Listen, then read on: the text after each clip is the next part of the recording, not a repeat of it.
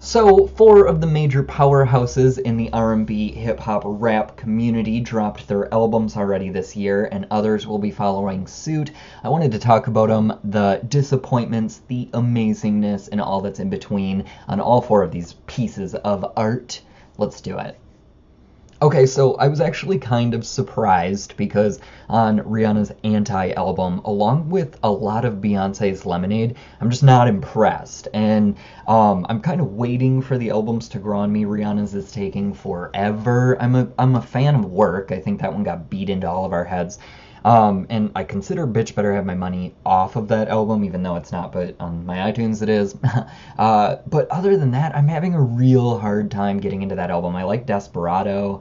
I like Kiss It Better, but I'm not in love with those tracks. And it's so much slow singing, like so many ballad-esque songs. And coming from Rihanna, I don't look at her as someone that can sing. I look at her as somebody that can get me and my friends to dance when we're at a club, or she's awesome to fuck to. I don't know if you've ever used her music to get stoned and fuck, but that's where she comes in handy. But other than that, just kind of let down by her album. I don't have much else to say about it, honestly. Hopefully she'll put out another album by next year. I mean, I don't see this one really riding high for long. I know she got fucked over by Tidal. I know she's shading Tidal. I'm so curious to see where these four go with Tidal. I know Drake's completely ignoring it with him dropping his album this weekend. And it is incredible. Drake's is by far the best of the four. I'm just listening to it and I'm like, holy shit, it's structured. He has probably 10 good songs that are of him singing, and I love his voice. I get that he gets a lot of shit in the rap community for being like an R&B nigga. Like, I know that's a category of artist, but honestly, I love his light-skinned melodious tunes. Like, I think he's so sexy. I really do. I get that he's cornbread in the rap world, but I don't care. I don't care. Because I ain't out there trying to fuck like a Meek Mill.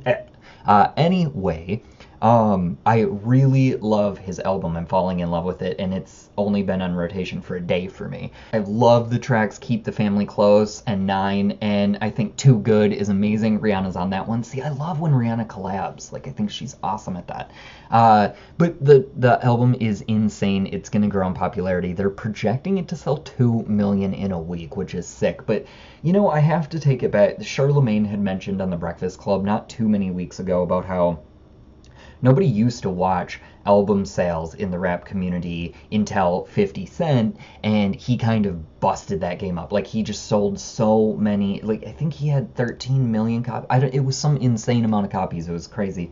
Of his album, and then everybody kind of tracked him, just like in the pop and rock world, and that kind of it fucked things up, I think, because a lot of the really good rappers were the underground, like, not being heard by everybody. I think it's really cool that Drake on this album shouts out to DMX when DMX has done interviews where he said he doesn't like Drake. So I think Drake's cool for just rising above that beef shit. I think DMX is cool. He's one of the original. I grew up listening to him when I was a teenager, and if you want to hear music that's supposed to speak to you through rap, that's DMX. Like, he's definitely portraying a message in all his albums. But I think it's, they brought up some good points. There's not really rap beefs anymore, and there's not beef with OGs and the new generation coming in because everybody's kind of working on themselves or staying in their own lane or too busy copying everybody else. Who knows? But DMX had brought this up where these OG rappers should be schooling all the new people and telling them, no, your music sounds like shit. Lil Mama even brought that up when she was on The Breakfast Club. She was like, nobody out there, no original is out there being like, hey kids, the music doesn't sound like this. You can sound like New York. You can sound like Chicago. You can sound like LA. You don't have to all sound the same. Not everyone has to do the Fetty Wap and the Young Thugs and the hunna my nigga. Hunna my nigga. Although I have to say, I think that's the part of Work on Rihanna's album that I actually like, is the fact that you can't really understand her. She's mumbling. She's like, she's fun. I mean, give her a pass. She's like, what, 26? Like, who the F? She's gonna have amazing albums in her future. The Beyonce album, a little bit of a letdown. I'm not going to lie. I looked in the past and I'm like, oh my god, I've literally liked every other Beyonce album. So going back to Destiny's Child, loved the Writings on the Wall album, their first album. No, No, No, Say My Name, Bills, Bills, Bills, Jumpin', Jumpin'. Yeah, I knew them all. Loved. But then her next album with them, the Christmas album, in the trash. Then the third album, Survivor, awesome. Next album, Destiny's Fulfilled, in the trash. Next one was Beyonce's solo album, Bonnie and Clyde one, Crazy in Love, right? Like, was it called Crazy in Love? Who cares? Loved that one. Didn't like B-Day. I like B-Day now going back, but I didn't like it when it came out. Like, to the le.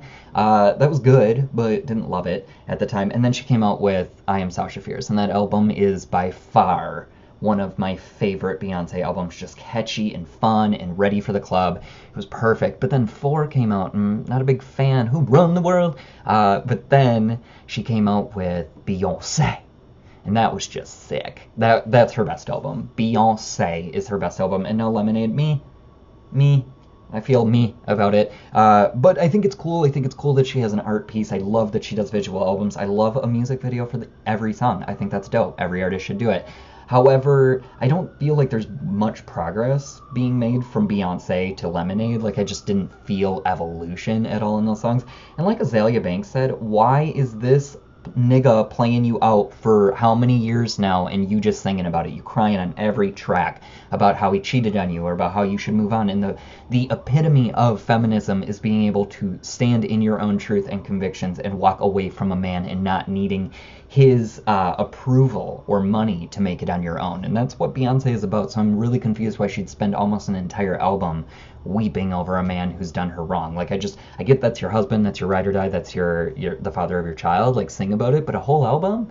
And when your album's supposed to be focused on feminism, and not only just feminism, but black feminism, like black women and culture, I just feel like keeping it focused on a man is just the wrong message. But you know what? I'm not trying to clap back at Beyonce. I love her style, I love her music, but just not impressed with the album. So,